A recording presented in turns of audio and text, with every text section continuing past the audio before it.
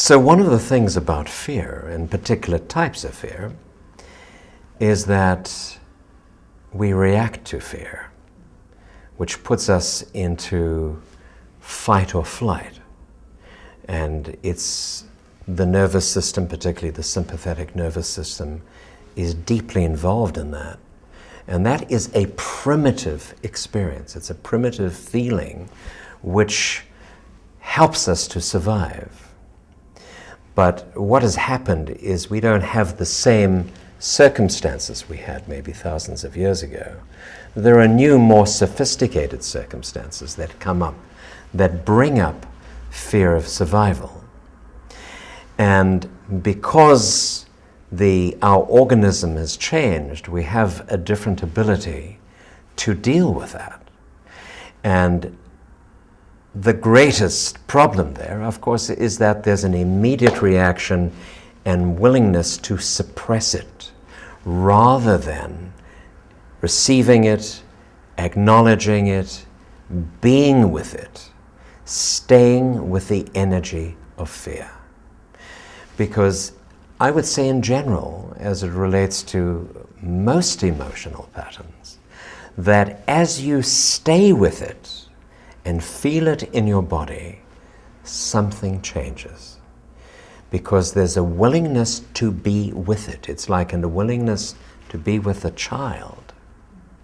If you're reacting to a hyperactive child, you set up a tremendous antagonism and separation.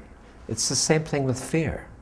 So if you could take that child of fear and hold it and stay with it, it calms down, the child feels held, feels loved, feels wanted, and it begins to resonate with your body. The heartbeat begins to come aligned, and the fear in itself changes its nature to something else, to something more life-oriented. So next time you're faced with fear, stop and breathe. That's number one. Because that's the first reaction we go into with sympathetic dominance or sympathetic reaction. We stop breathing. So breathe. And then look at the fear as a child, as I mentioned.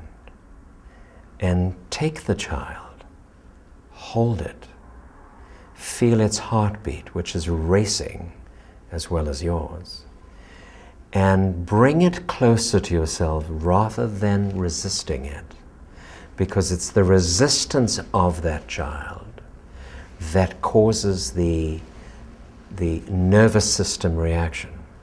So as you bring it closer, imagine it coming closer, being held, receiving, feeling your love, and the heartbeat slowing down until it resonates at one with your heartbeat.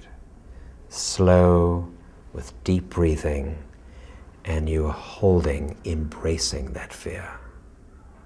And then you realize that there is nothing to fear, because it becomes one with you.